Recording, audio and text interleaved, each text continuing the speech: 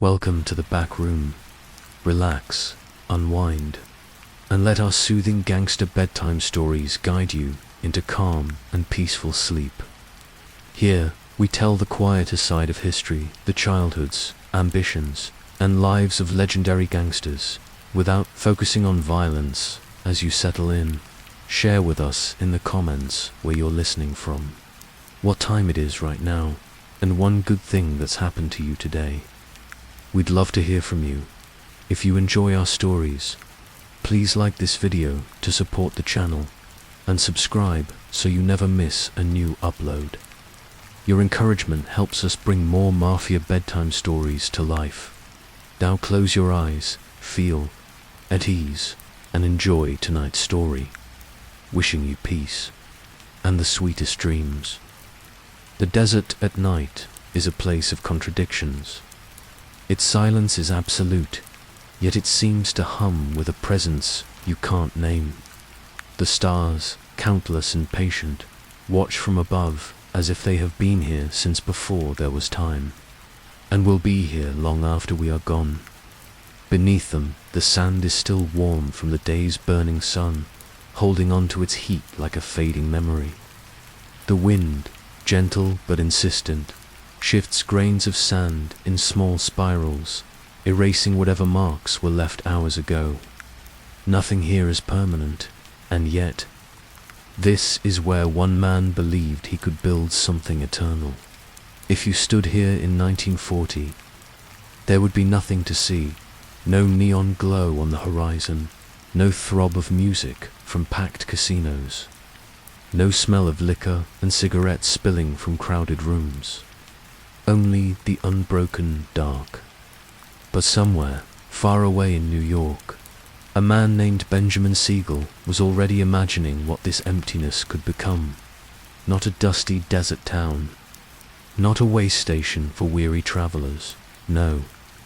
In his mind, this would be a city of dreams, of light, of wealth and sin and beauty all tangled together. A place where night would never fall. The man they called Bugsy would never live to see it exactly as he imagined. His life, for all its daring, would be cut short in a sudden burst of violence, a moment so quick it could fit inside a single heartbeat. But that is not where we begin. That moment is the shadow at the end of the road. The true story starts much earlier, in a neighborhood of crowded streets and cramped apartments, where a boy's hunger for something more began to burn. Brooklyn's Williamsburg neighborhood in the early years of the 20th century was not the kind of place you lingered in if you had any ambition. It was loud, crowded, and often unforgiving. Tenements leaned against each other like tired old men, their bricks soot-darkened from years of coal smoke. Laundry lines sagged between buildings. The air was thick with the smells of boiled cabbage, coal, dust, and the river nearby, metallic, cold, and faintly rotten. It was here, on February 28th, that Bugsy Siegel entered the world, the son of poor Jewish immigrants from Austria.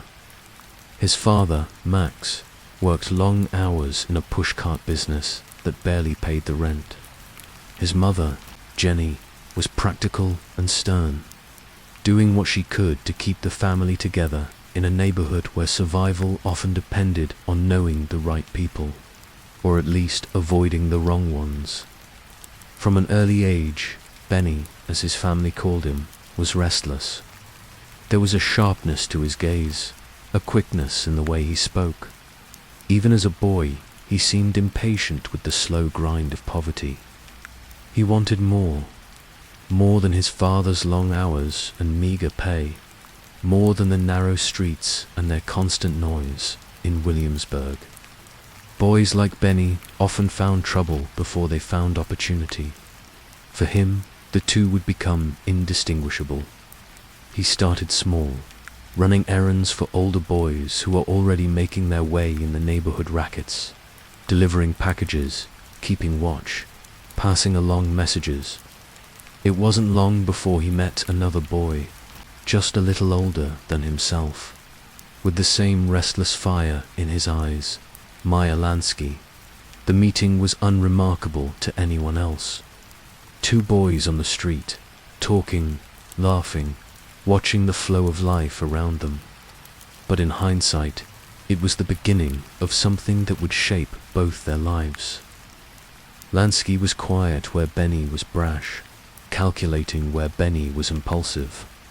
Together, they would become a balance of opposites, the brains and the charisma, the strategist and the man who could make things happen in those early days. They were not yet the feared figures history would remember. They were simply two boys looking for a way out of the life they'd been born into. And in Brooklyn, there were only so many doors open to you when your name, your accent, and your pockets all told the same story. Immigrant, poor, hungry, the street offered its own kind of education. Benny learned how to move quickly, how to talk his way into and out of situations. He learned who to flatter, who to intimidate, and who to avoid entirely. He discovered that a smile could be as sharp as a knife if you used it at the right moment. And he learned that fear, once planted, could grow faster than trust. Even then, there was something magnetic about him. People noticed when he walked into a room. He dressed as well as he could afford, his shoes always polished, his hair slicked back. In a neighborhood where most boys wore hand-me-downs until they fell apart, Benny's attention to his appearance set him apart. He was, in his own way, announcing that he was meant for something bigger. The years passed, and the quiet understanding between Benny and Maya deepened into a partnership. They began to build small operations, protection rackets, gambling games, the kind of things that could turn a quick profit if you were bold enough to run them and smart enough not to get caught. And Benny was bold, recklessly so, at times. It was this daring that earned him the nickname Bugsy, a reference to being crazy, unpredictable. He hated the name, though he never quite managed to shake it. To him, it made him sound like a small-time hoodlum. He preferred to see himself as something closer to a businessman, just one with different rules. By the time he reached his 20s, Siegel was no longer just another street kid. He was moving in circles that would carry him far beyond Brooklyn. Prohibition had opened the floodgates for anyone willing to take risks, and Benny had never been one to hesitate. With Lansky at his side, he began to step into a wider world, one where money flowed like water and danger was never far behind. But before any of that, before the cars and the suits and the casinos, there was still the boy standing on a Brooklyn street corner, watching the sunset behind the jagged rooftops, feeling the cold wind off the East River. In that moment, the city seemed too small, the future too narrow. Somewhere, far from here, there had to be something better. Something brighter. It would be years before the desert entered his dreams, before he would stand under those same stars and imagine a city that never slept. But the seed was planted early, in the restless heart of a boy who could never settle for what was in front of him. And in that sense, perhaps the desert and Benjamin Siegel were not so different. Both were empty, waiting to be shaped. Both were capable of holding light, and of swallowing it whole, in the dim amber light of a Manhattan speakeasy. The air was thick with the scent of whiskey and the lingering smoke of hand-rolled cigars. Jazz spilled softly from a corner stage, not loud, not insistent, but like a pulse that threaded through the conversations at each crowded table. This was the New York of the late 1920s, a city still learning to live with its own excesses, its ambitions running faster than its laws could catch. And somewhere in that room, Benjamin Siegel was learning to become someone else entirely.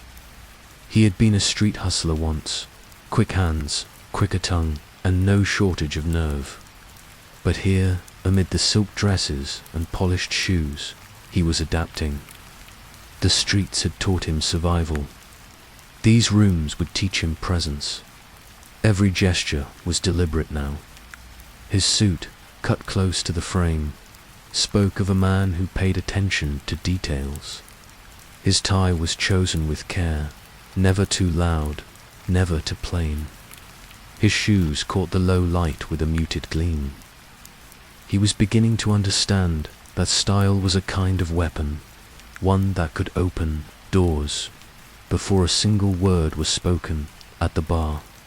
Siegel leaned casually, glass in hand, smiling in a way that made people feel as though they were the only ones in the room. He could talk to anyone, bootleggers, politicians, entertainers, and they would talk back. Not because they trusted him, necessarily, but because his confidence was magnetic. There was no brashness in it, no swagger for its own sake. Instead, there was a kind of unshakable calm, as though he already knew how the night would end. But beneath the silk and polish, there was something sharper. Siegel carried volatility like a hidden blade.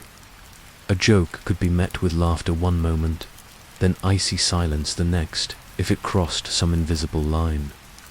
Those who knew him well understood that the same charm that drew people close could turn, in a breath, into something dangerous.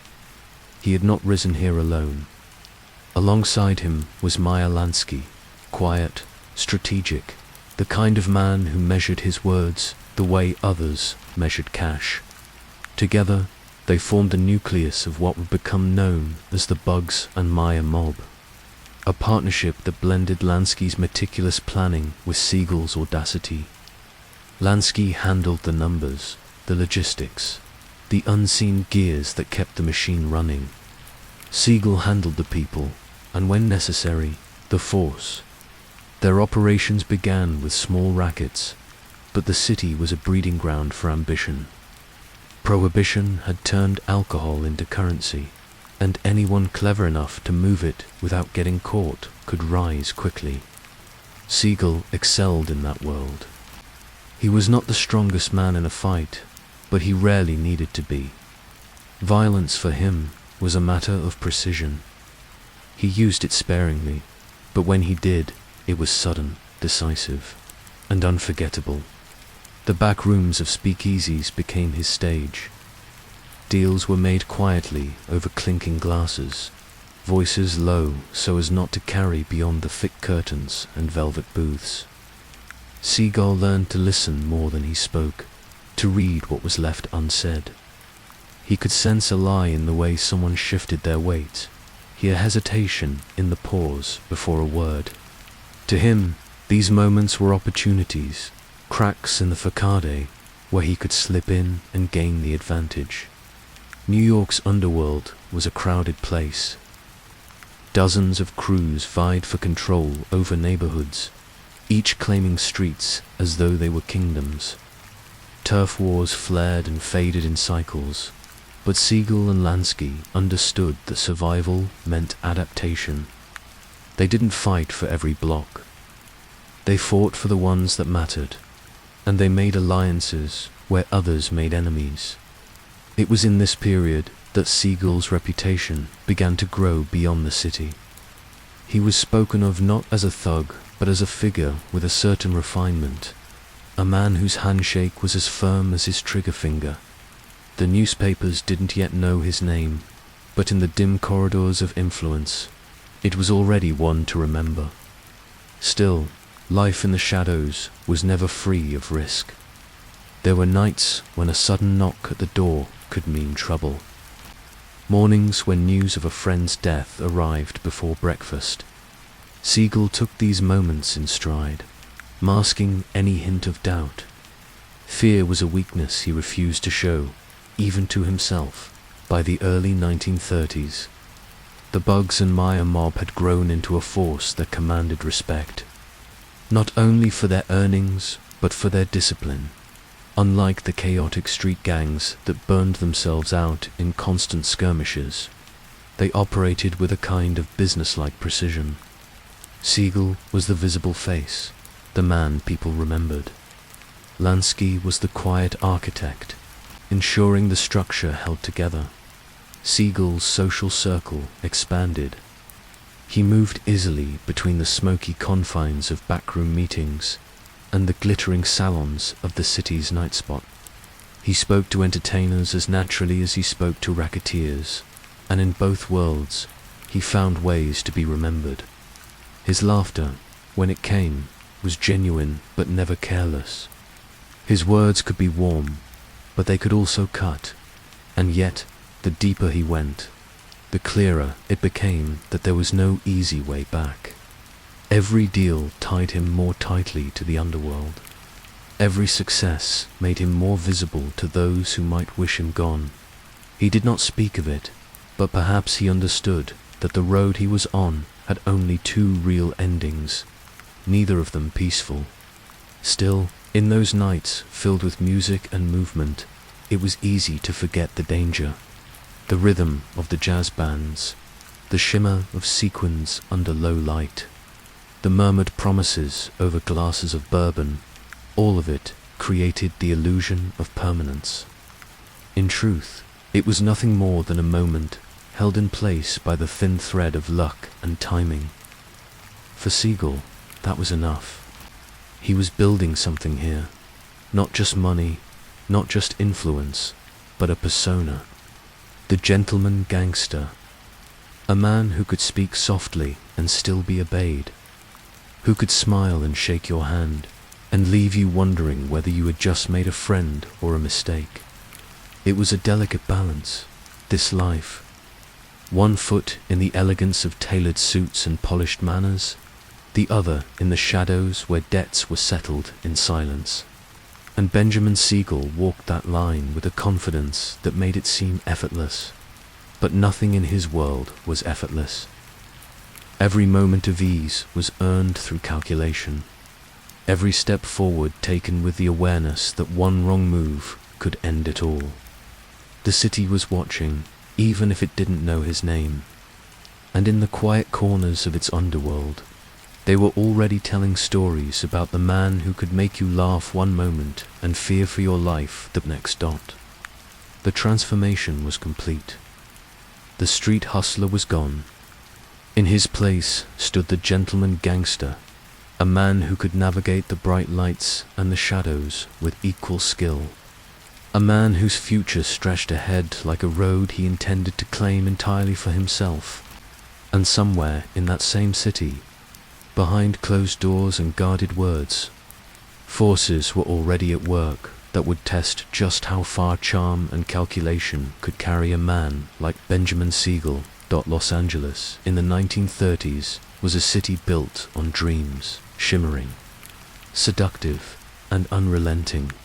The desert sun, once harsh and unforgiving, softened as it reached the boulevards of palm trees that lined the streets.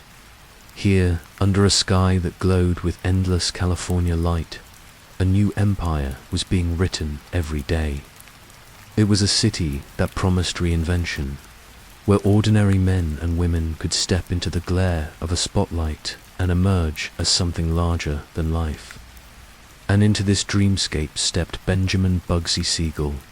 For Siegel, Los Angeles was more than an escape from the cramped neighborhoods of Brooklyn or the backroom rackets of New York.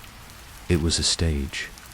And if New York had molded him into a gangster, Hollywood would turn him into something far more intoxicating. A myth he arrived with the aura of danger already wrapped around him. A man whispered about in criminal circles and feared in the dark alleys of the underworld. Yet here, in the golden haze of California, the shadows seemed to bend around him differently. In a city obsessed with image, Siegel's sharp suits, chiseled features, and effortless charm gave him the presence of a movie star. He fit the part so perfectly that many in Hollywood scarcely noticed or chose not to notice the darker truths that clung to his name, the Hollywood of Siegels. Time was still young, but its appetite for spectacle was boundless. Theaters blazed with marquees announcing films that promised romance, tragedy, or adventure. And after the credits rolled, parties swelled in Spanish-style villas, where champagne poured into crystal glasses and the air carried the smoky perfume of expensive cigarettes.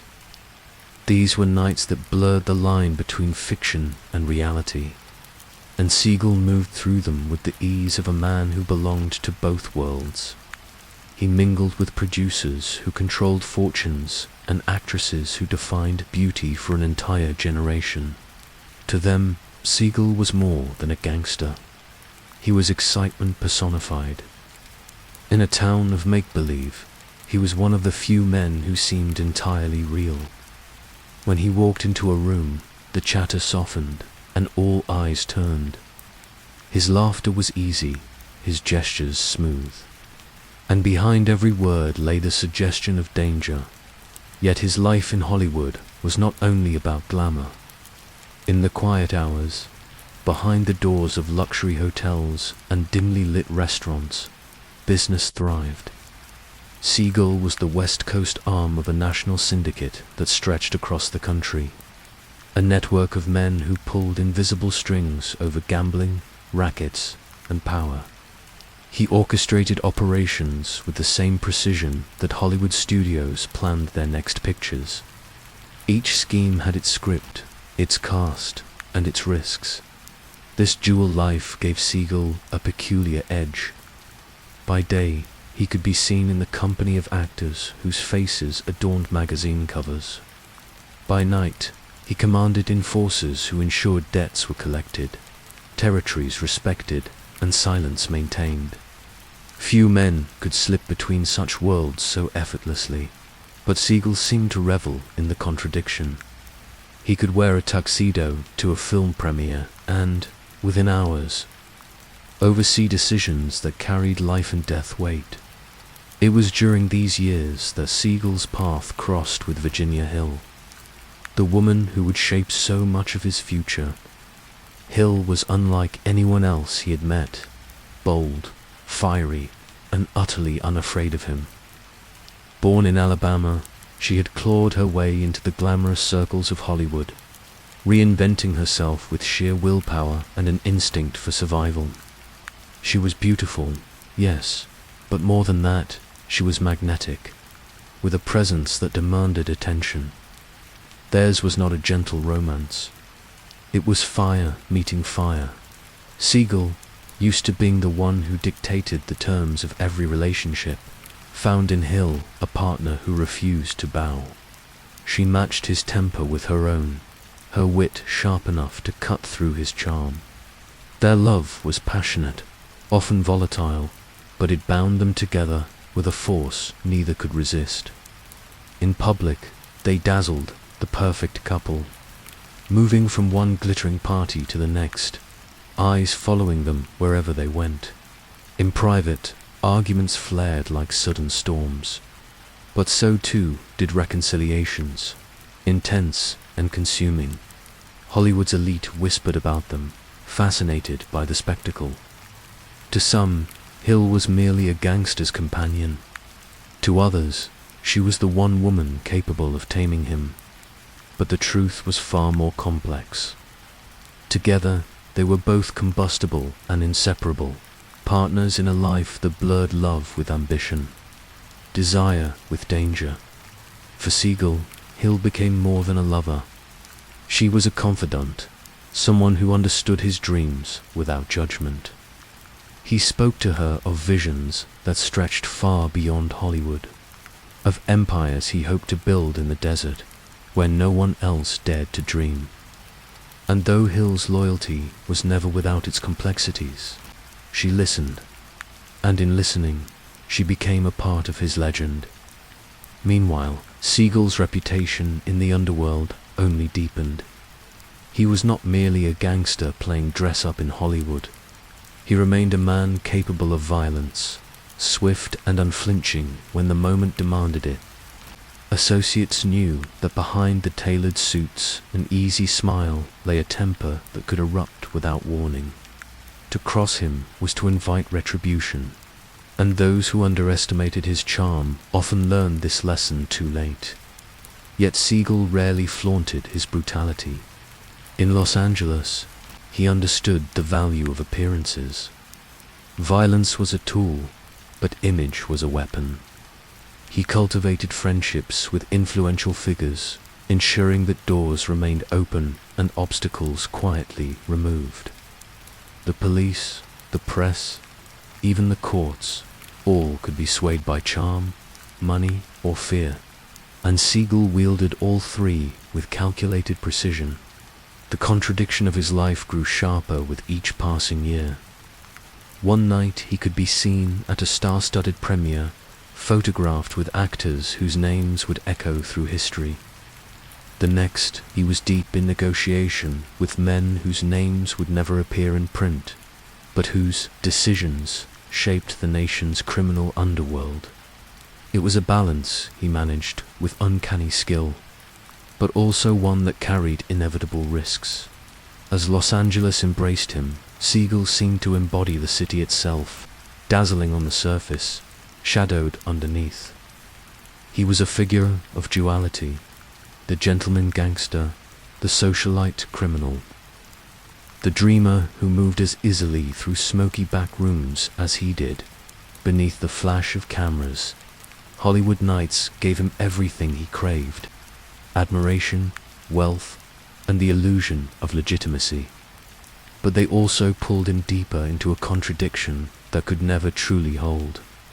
For in every champagne toast, in every whispered promise beneath the glittering lights, there lingered the quiet reminder of who he really was.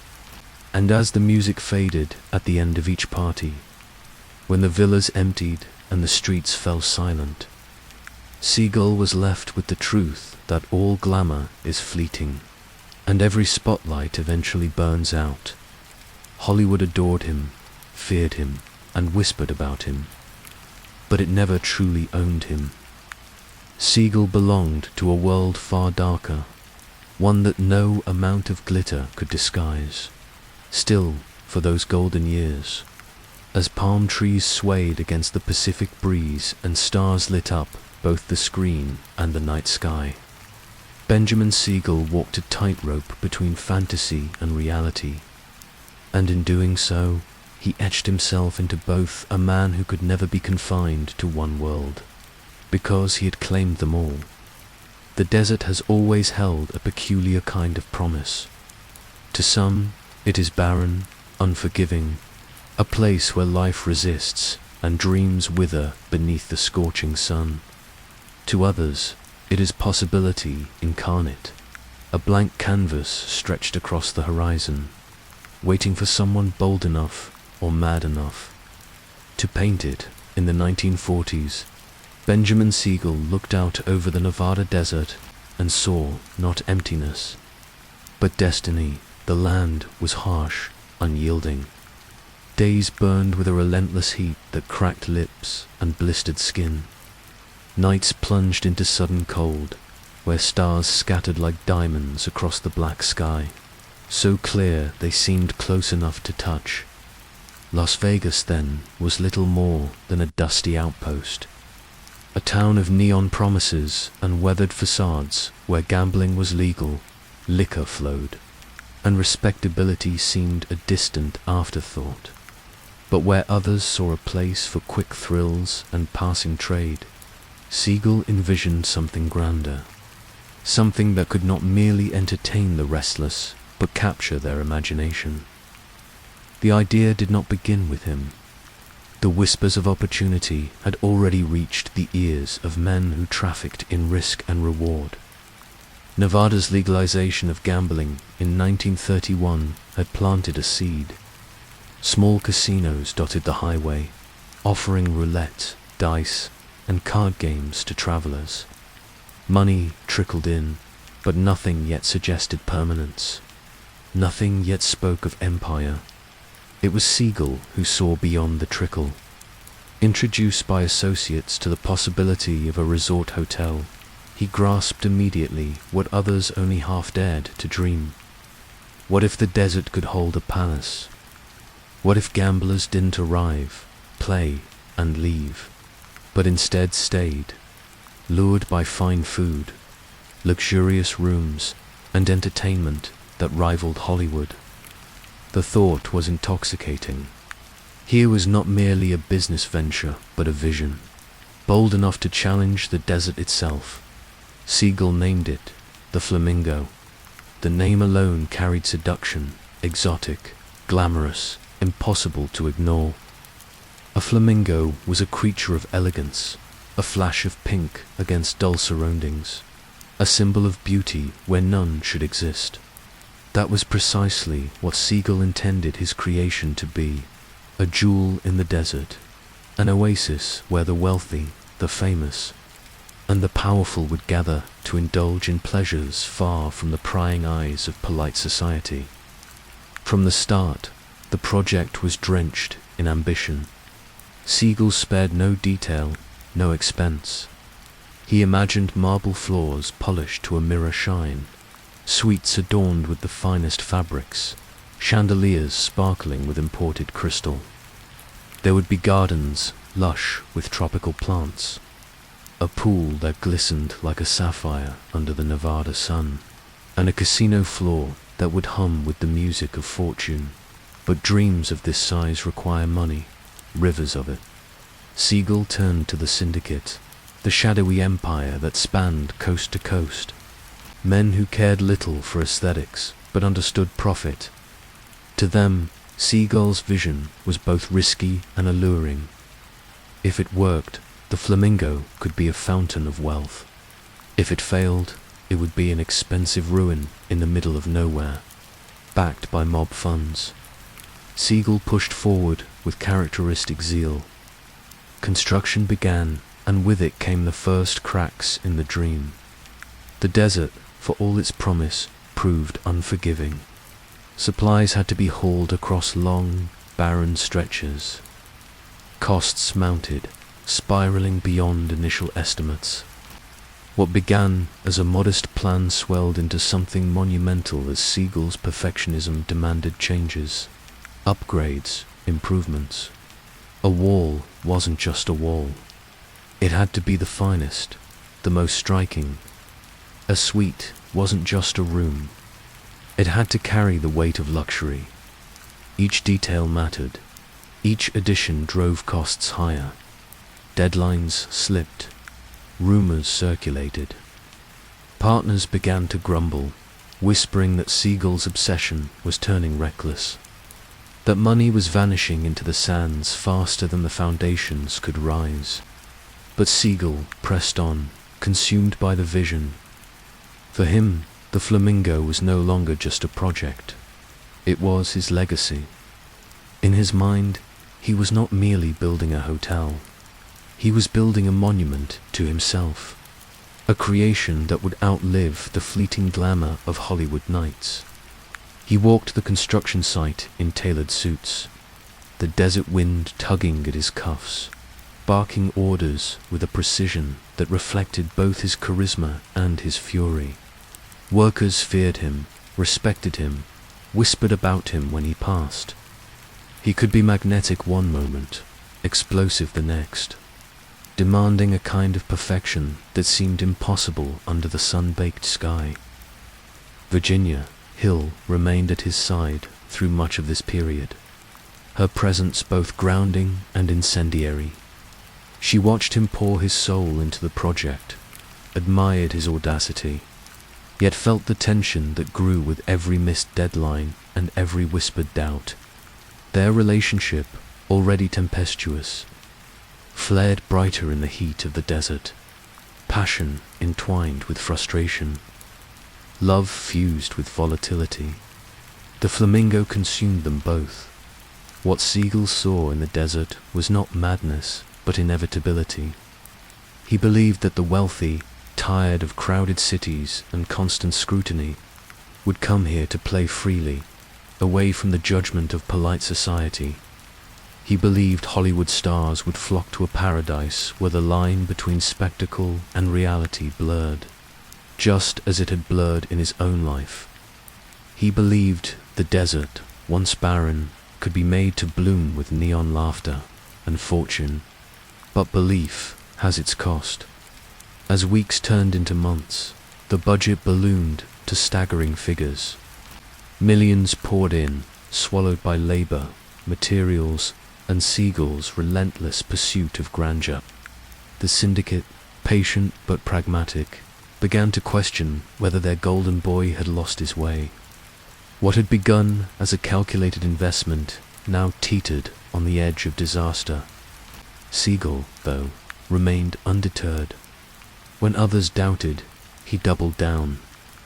When whispers grew, he raised his voice louder. He walked the half-finished halls as if they were already gilded, as if the dust and scaffolding were merely illusions masking the palace he knew would. The desert mocked him with its silence at night, as the cold air descended and the stars glittered in endless number. Siegel would stand on the edge of the construction site and stare into the darkness. In those moments, away from the noise and the pressure, he felt the immensity of what he was attempting. Few men dared to dream so boldly. Fewer still dared to make those dreams real. The Flamingo was not simply a building. It was his chance to etch himself into history, not as a gangster, not as a criminal, but as a visionary. But visions are fragile things, and in the desert, fragility can be fatal. The workers continued, the money flowed, and the Flamingo inched closer to reality. Yet with every stone laid, every beam raised, the tension grew heavier. Friends became skeptics, allies turned wary. Siegel's own temper, once his weapon, became his enemy, alienating those he most needed. The man who had charmed Hollywood and commanded respect in New York was now a figure watched with suspicion, his ambition threatening to consume him. Still, he pressed forward. For Siegel, there was no turning back, no retreat. The desert did not allow retreat. Either the Flamingo would rise in triumph, or it would bury him in its sands. And so, in the heart of Nevada's vast emptiness, under a sun that burned without mercy and stars that whispered without end, Benjamin Siegel staked not just his fortune, but his soul. The Flamingo was coming, and with it, the line between madness and genius would be drawn in. Neon, December 26, 1946. The night that was supposed to change everything began not with fireworks, but with rain. Cold, steady, unrelenting rain in the desert. Storms were rare, but that evening the heavens opened, washing over Las Vegas Boulevard, as if nature itself sought to challenge Benjamin Siegel's dream. Guests arrived damp and irritable, their fine clothes spotted with water, their shoes tracking mud across the marble floors.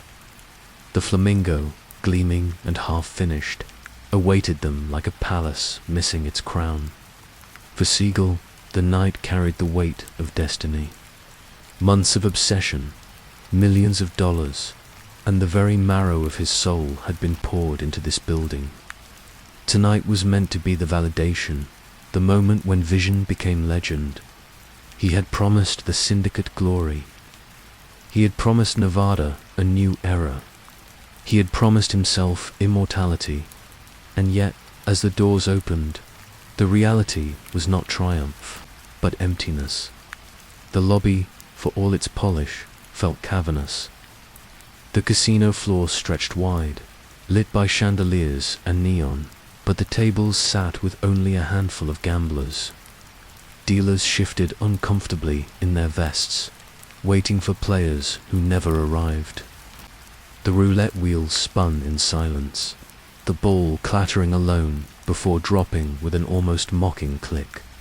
Hollywood's glittering elite, the stars Siegel had expected to descend upon his desert oasis, were nowhere to be seen. Some had been invited, enticed with promises of luxury and spectacle. Most had stayed in Los Angeles, wary of the project's unfinished state, or unconvinced that Las Vegas, still a dusty outpost, was worth the journey. A few sent polite regrets, most simply ignored him. Those who did come were a mix of curious locals, businessmen seeking a distraction, and stragglers lured by rumor. They wandered the gilded halls, but their numbers barely filled the space. The Flamingo, designed to dazzle, instead felt haunted. Siegel paced the floor, shoulders tight, jaw clenched.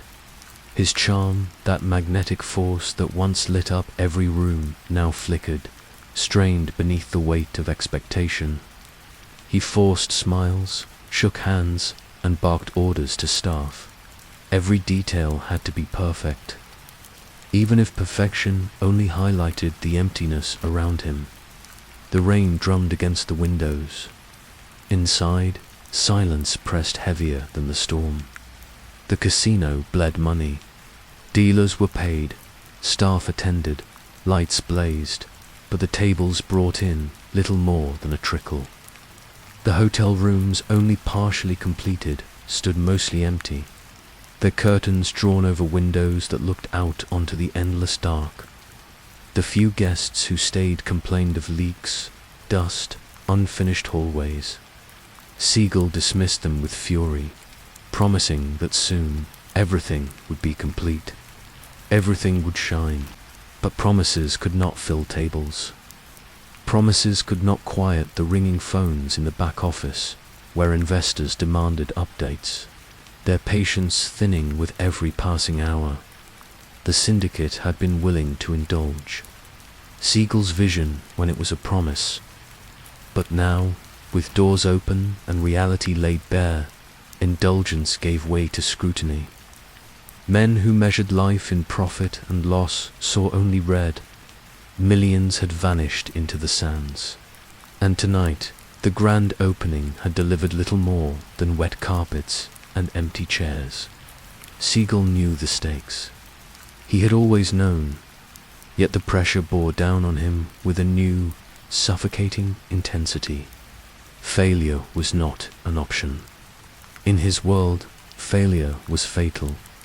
He doubled down in the weeks that followed.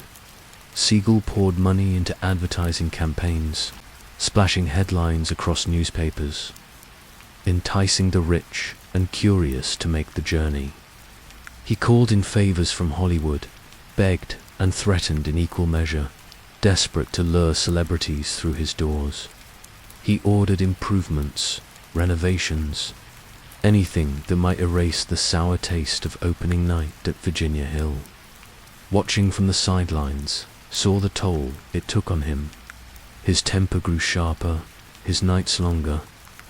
He paced their suite like a caged animal, barking at staff, slamming telephones onto cradles, muttering about loyalty and betrayal. The Flamingo was supposed to free him from the shadow of the mob, to lift him above the label of gangster. Instead, it chained him tighter. Every missed expectation pulling him closer to ruin. On the casino floor, the silence lingered. Even as weeks passed, tables sat half-filled.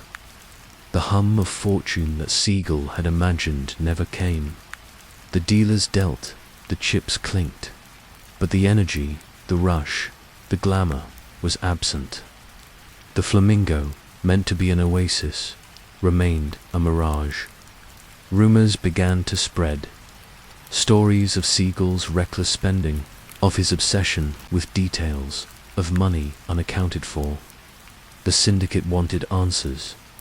Where had the millions gone? Why were the profits not flowing? Each call from back east was colder, each question sharper. Siegel responded with the bravado that had once made him untouchable. He told them the Flamingo only needed time. He promised crowds would come, that Hollywood would follow, that the desert would bloom.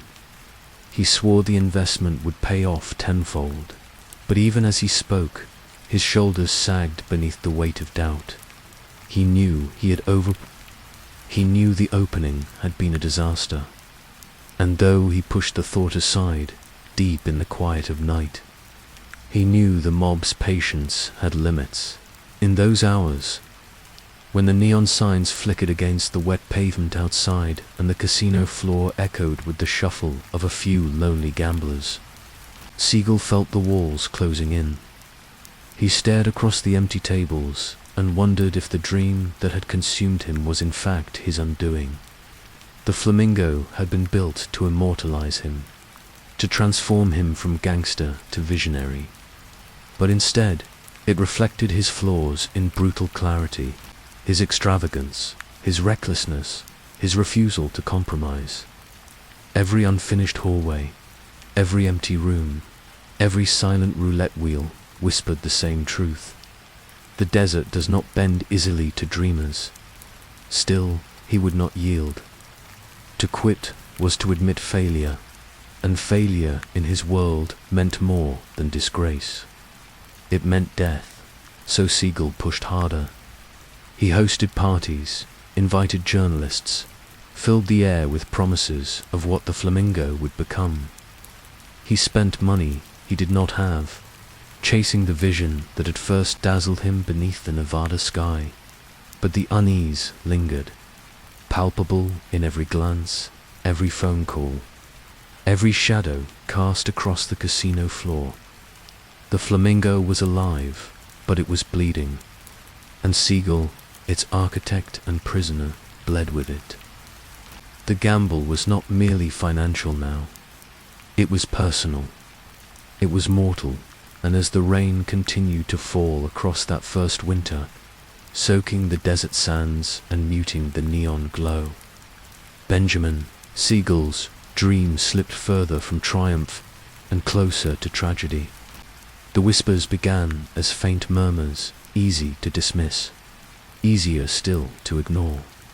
But in the underworld, whispers rarely stayed whispers for long. By early 1947, the Flamingo had become less a triumph than a wound, festering in the books of the syndicate. What had once been touted as the mob's crown jewel, a golden palace in the desert sands, now stood as a monument to excess, bleeding money with every passing day, behind closed doors in back rooms from New York to Chicago. Men who had once spoken Siegel's name with admiration began to say it with suspicion. He was reckless, they muttered, untrustworthy, maybe even a thief. The numbers told a damning story. The Flamingo, projected at a few $1 million, had devoured more than 6. The costs spiraled with no end in sight. Marble imported from Italy, chandeliers from France, exotic plants flown in from the Caribbean, details Siegel insisted upon, each a fragment of his vision, each another weight on the ledger. And then came the rumors. Money missing, skimmed from the endless stream of cash that passed through Virginia Hill's hands. Transfers to Swiss accounts, shopping sprees in Paris, whispers that Siegel, or perhaps Hill, was stealing from the very men who had trusted him. No proof surfaced, but proof was rarely needed. In the world of syndicates and silent partnerships, trust was the only currency that mattered, and Siegel's trust was running out. Meetings were called in shadowed rooms. Cigarette smoke curled above whispered debates. His name was spoken softly, but the weight behind it was heavy, final. What to do with Bugsy? Could he be reined in, controlled, or had he become a liability too dangerous to leave unchecked? Back in Las Vegas, Siegel sensed the shift. He had always been sharp, attuned to the currents of loyalty and betrayal. Now, those instincts became obsessions. Every phone call felt loaded with suspicion. Every conversation carried double meanings. When an associate's eyes lingered too long, Siegel wondered what they had heard, and who they had told. The Flamingo floor, once his stage, now felt like a trap. He paced its length with restless energy, snapping at staff, glaring at gamblers, as though their silence accused him. His temper, once a tool of intimidation, now turned indiscriminate. He barked at dealers, cursed at managers, lashed out at Virginia. The walls of his empire seemed to close in tighter each day. Virginia Hill, once his glamorous partner in crime, had grown distant. Europe called to her, Paris, Rome, Switzerland. She traveled often, sometimes for weeks, sometimes months. She claimed it was for business, to handle the finances, to manage accounts. But to Siegel, her absence fed the whispers already gnawing at him.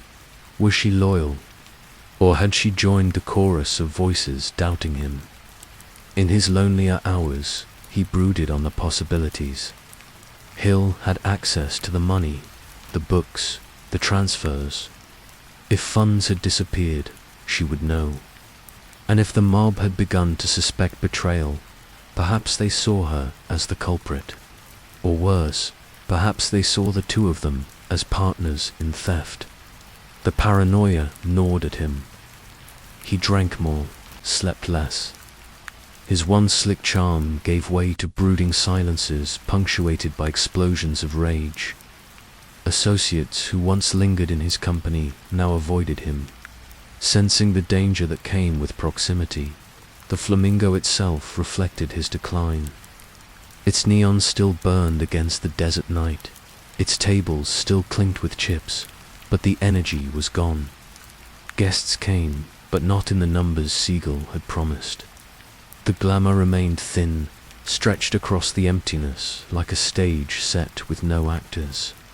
To those who had invested, the palace in the desert was not a triumph, but a ledger of losses and Siegel. Once the golden boy who charmed Hollywood and intimidated rivals, had become something else, a liability. The meetings grew darker. Voices that once argued for patience now demanded resolution. Some called for him to be reined in, others for him to be removed. Behind every cigarette ember in those smoke-filled rooms lay the unspoken truth in their world. Removal rarely meant retirement. In Las Vegas, Siegel felt the shadows lengthen.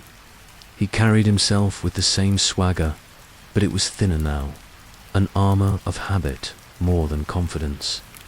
His eyes darted more often to the corners of rooms, to mirrors, to doorways. Every sound of footsteps behind him felt like a prelude. Virginia, too, seemed altered. Whether by guilt, fear, or fatigue, she grew colder, her warmth replaced with calculation. When she looked at him, Siegel wondered whether she saw the man she had once adored, or merely a sinking ship she might still abandon. He confronted her once, in a rare moment of vulnerability. Accusations spilled from him, about money, about loyalty, about betrayal. She denied it all, swearing she had done nothing but support him, nothing but fight for the Flamingo's survival. But her tone was sharp, defensive, and her eyes did not soften. It was enough to plant the seed deeper. By spring of 1947, the Flamingo's accounts remained dire. Improvements had been made.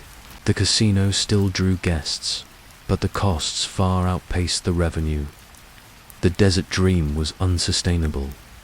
The syndicate's patience had thinned to a final thread. Siegel knew it. He felt it in the curt phone calls, the silence that lingered after his explanations. The way voices once eager to hear from him now cut conversations short. He felt it in the eyes of his associates when they met him in person, eyes that once admired now avoided. Paranoia consumed him. He grew convinced that men followed him, that conversations stopped when he entered rooms. He carried his temper like a weapon, striking out at anyone who dared question him. The man who once embodied confidence now radiated desperation. The Flamingo had not saved him. It had doomed him. Each night, when the casino lights dimmed and the desert silence crept in, Siegel stood by the window of his suite and stared into the darkness. The neon glow painted his face in shades of pink and gold. but his eyes remained shadowed. The empire he had tried to build, the empire he had believed would immortalize him, was cracking, and with each fracture, he felt his own mortality pressing closer. He was no longer Bugsy, the untouchable. He was Benjamin Siegel, a man running out of time, trapped inside a dream that had turned against him. The desert, vast and indifferent, offered no answers, only silence, only shadows, and somewhere in the smoky rooms of New York and Chicago, his fate was already being decided. June 20th, 1947. Beverly Hills. The summer night was warm, carrying with it the faint hum of crickets and the occasional breeze swaying palm leaves outside Virginia Hill's rented home. The air smelled faintly of jasmine from a nearby garden, mingled with the faint exhaust of cars drifting lazily down Sunset Boulevard. Inside, the house felt strangely calm. The lights glowed softly, casting golden halos against the cream-colored walls.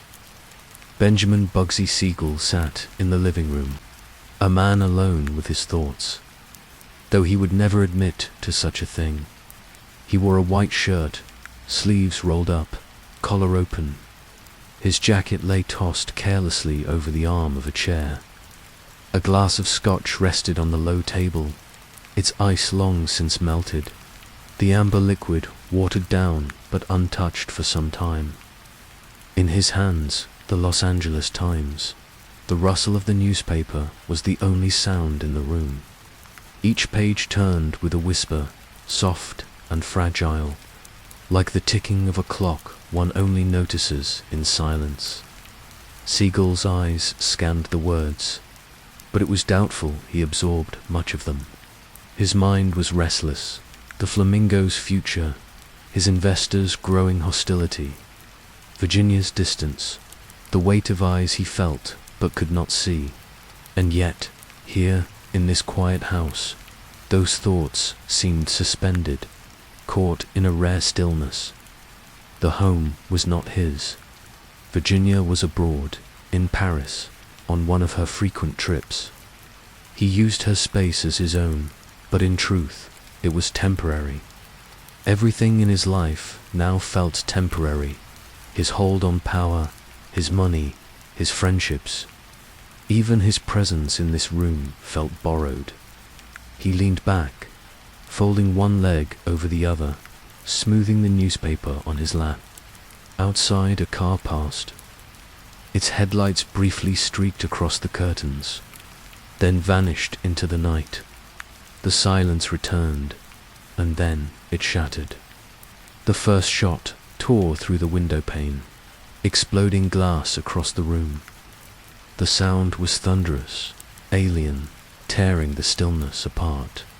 Siegel's body jerked violently as the bullet struck him.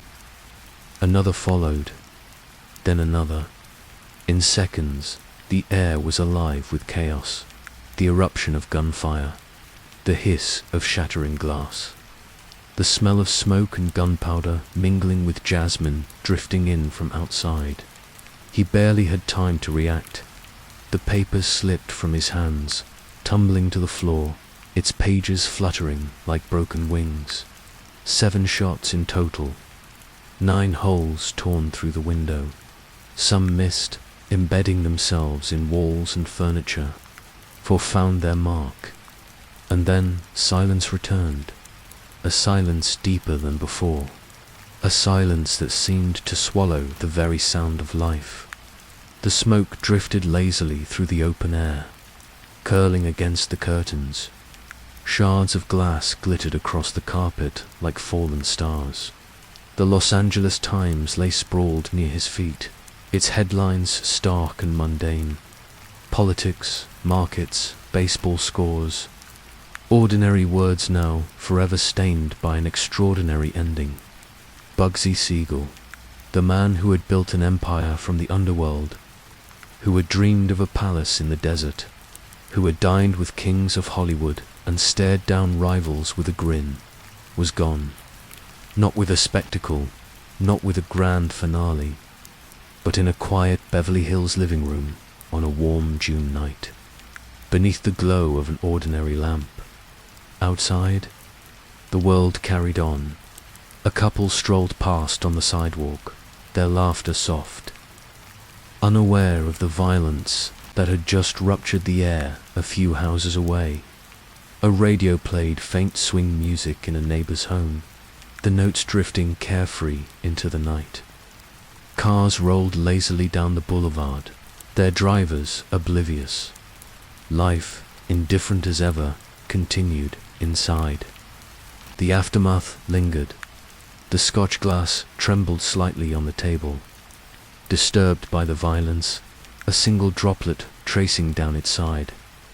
The curtains swayed in the breeze rushing through the shattered window. On the sofa, Siegel slumped, his expression strangely calm, as though death had caught him mid-thought, mid-word, mid-life. The mob had spoken without speaking. There was no trial, no confrontation, no last words. Only a decision made in smoke-filled rooms, far away, carried out with bullets and silence. For all his bravado, for all his charisma, for all the violence he had unleashed in his own life, Siegel had not escaped the fate that hovered over every man in his world. In the end, no one outran the rules of the life they chose, and yet his death carried a kind of poetry. The Flamingo still stood in the Nevada desert, its neon casting pink light into the sands. It would survive him, grow, and one day define Las Vegas itself. Tourists and dreamers would flood through its doors, never knowing the cost paid in blood and betrayal.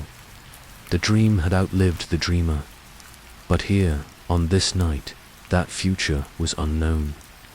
What remained was only the silence, the smoke, the faint flutter of newspaper pages on the floor.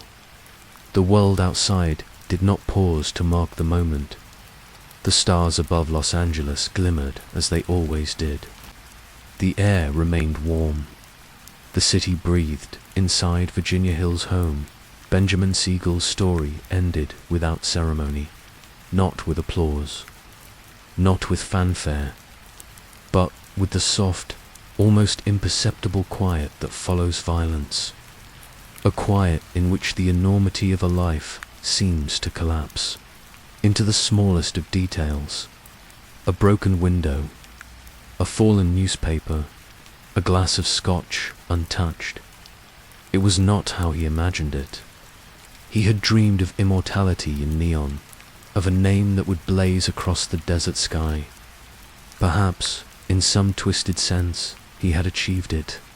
But the man himself, the flawed, charming, violent, ambitious man, ended not in grandeur, but in solitude. The clock ticked on. The smoke thinned the house. Once filled with the eruption of gunfire, sank again into stillness. Bugsy Siegel was gone, and outside, the night carried on, unbothered, unbroken. The desert is eternal. It was there long before men like Benjamin Siegel, and it will remain long after. But within that vast silence, humanity has carved a spectacular strip of light and noise. Defiant against the void, Las Vegas, the Flamingo, once mocked as Siegel's folly, did not die with him. It survived. More than that, it flourished. In the years after his murder, new investors poured money into the property. The hotel expanded, adding rooms, restaurants, gaming floors. Competitors rose beside it, each brighter, larger, hungrier than the last. And the strip of desert highway that once seemed barren became a corridor of dreams. Glowing neon against the black canvas of the Mojave night, the Flamingo's pink glowance flickering. Fragile became a beacon. It was no longer just Siegel's casino. It was the cornerstone of what Las Vegas would become, the entertainment capital of the world, and yet his ghost lingered. For decades, People whispered his name in hushed tones around green felt tables. Guests claimed to see him wandering the casino floor, or seated alone at the bar, his drink untouched. Employees swapped stories of a shadow that moved across the glass doors, long after closing.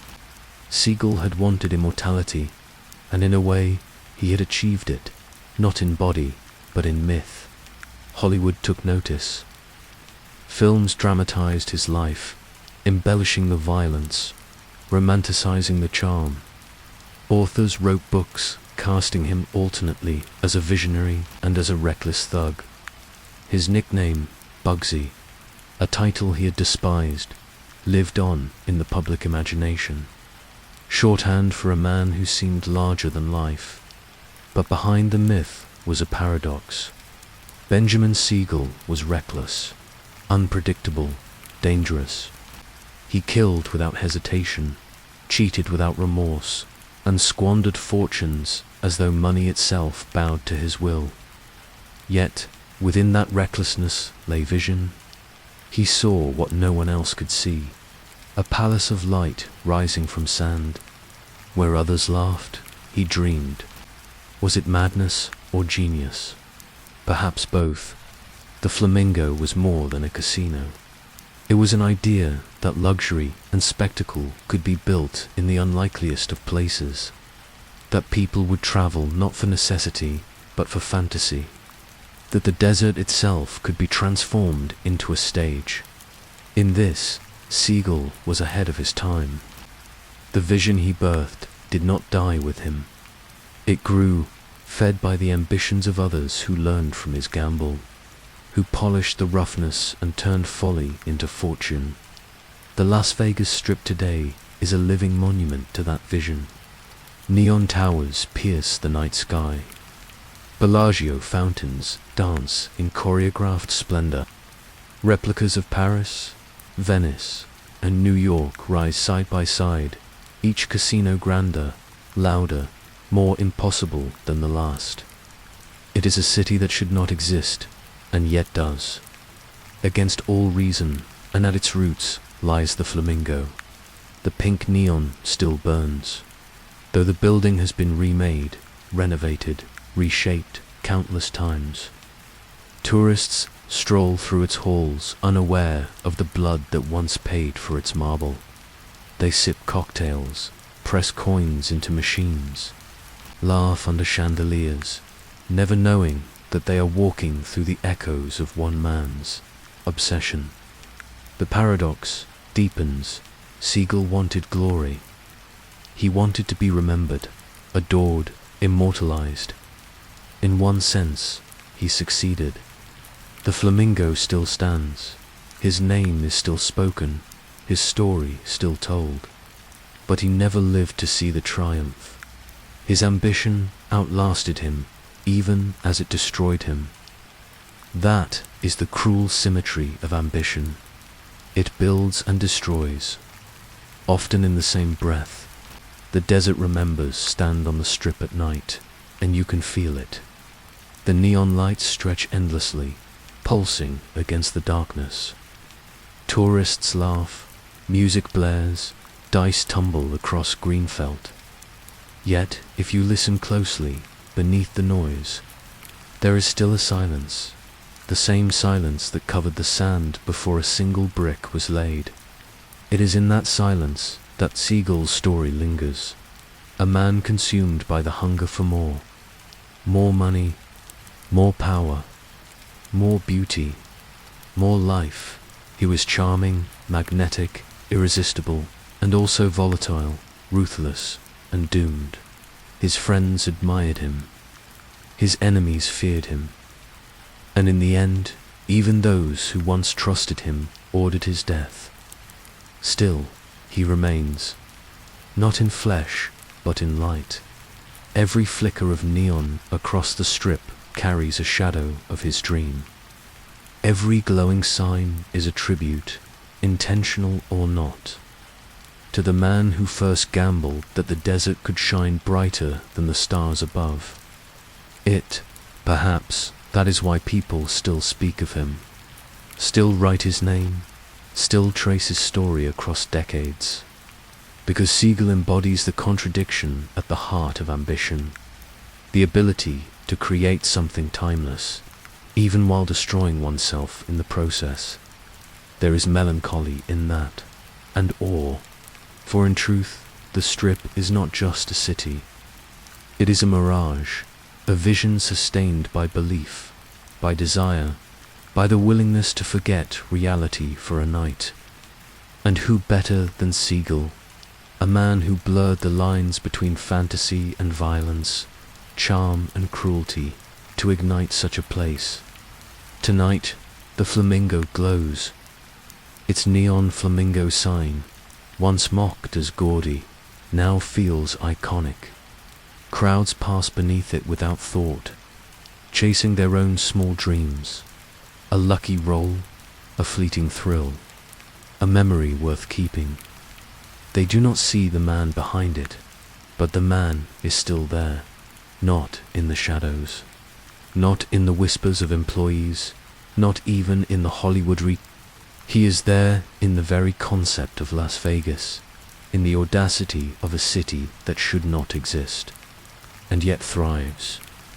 Benjamin Siegel once told a friend, "We only live once." To him, that was not resignation, but permission to take, to build, to burn, to gamble everything, and so he did. The desert remains eternal, but within it now lies a streak of neon, shimmering like a mirage. A place where light defies the darkness, where dreams and ruin coexist. That is Siegel's legacy, not the violence, not the betrayal, not even the Flamingo itself, but the vision, a vision that still breathes in the glow of the Strip, as if the man who dreamed it had never left at all. And when the night is quiet, when the crowds thin and the neon hums against the desert silence, you might almost hear him, a whisper beneath the lights, a presence in the glow. Bugsy Siegel, visionary, madman, reckless dreamer, architect of a city that should not exist. His life ended in gunfire, but his dream still burns, eternal in neon.